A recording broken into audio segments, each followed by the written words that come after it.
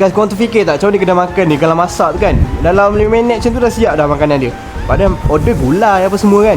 Ni rahsia dia guys. Dia bukan rahsia lah, dia macam satu teknik lah. Dia bagi cepat sikit masakan tu siap. Apakah teknik dia adalah paste guys. Paste macam ni.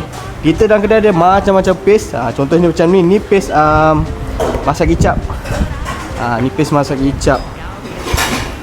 Nampak dalam paste ni semua dah lengkap lah. Dah ada dia punya rasa dia kan.